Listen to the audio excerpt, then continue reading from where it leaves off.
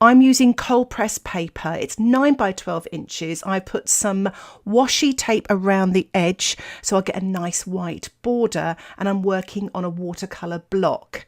I've sketched out the outline and I'm now applying some masking fluid. And as you can see, I've used some washi tape to mask out the white window frame as well. And that's especially useful, especially for those of you that don't have access to masking fluid. Once your masking fluid is dry, you can spritz the surface of the watercolour paper with a spritzer bottle. You can use a large mop brush for this as well. As you can see, I've masked out the centre as well with some kitchen towel, my little wax crayon there. So I'm just sort of spritzing here, sort of introducing lots of water, but also what you'll get as well is some texture as well. So I'm hoping to create some lovely textures. I've sort of mixed up lots of different colours here. There's a variety of pinks and violets and some green as well.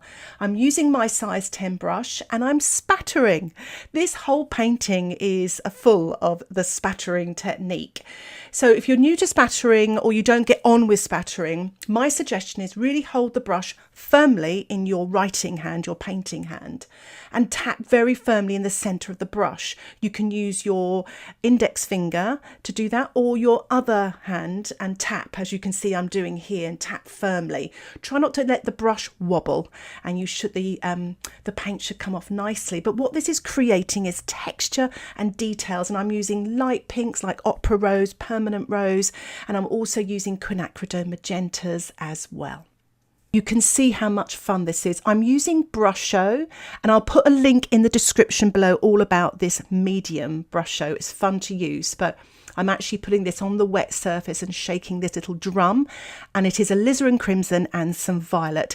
If you don't have Brusho, you can carry on spattering with some violet paint, or you could use watercolour pencils and an emery board and scrape the watercolour pencil with the emery board and let the pigment fall onto the damp surface. I also sprinkled some salt onto the background, all the pink there, so hopefully that will absorb some of the pink paint and create some lighter flowers. So while that's drying naturally, which is important, I mixed up a little bit of Paynes grey, some cerulean, maybe even a touch of pink, and I'm painting in these net curtains here with my size 10 brush, wet on dry, leaving lots of light as well. So I blow dried the centre of my painting, and I'm going to paint some darks now using a little bit of Paynes grey, maybe a touch of magenta here and there, a little bit of cerulean. I'm just going to really concentrate on painting the dark in the corners of the windows, but also try to sort of make some marks for curtain shadows as well.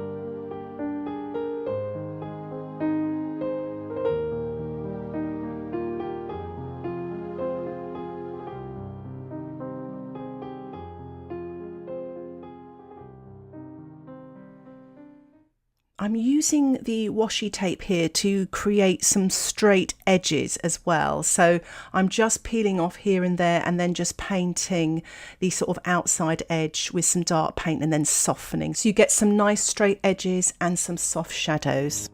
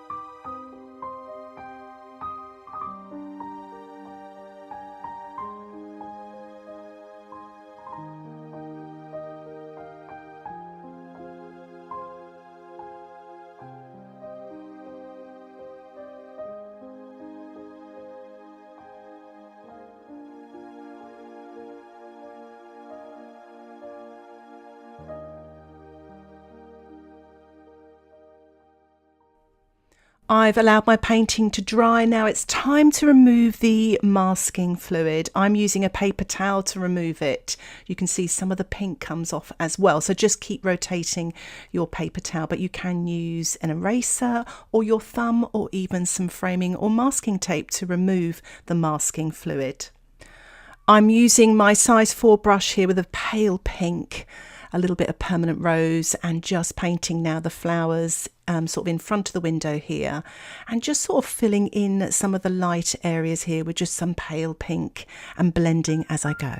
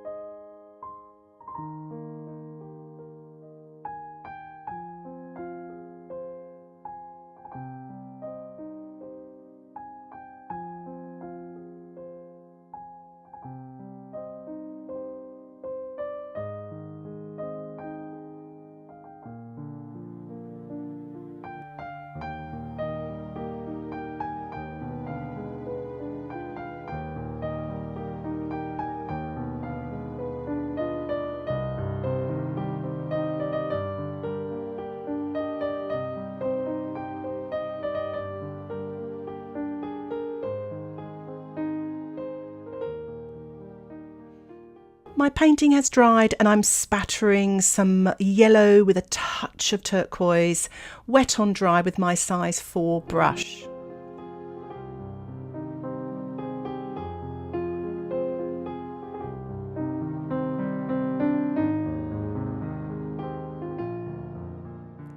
It's so much fun spattering all these sort of lighter flowers. I'm using white gouache. You can use white watercolour paint or even white acrylics mixed with a little bit of watercolour just to create some lighter spattering.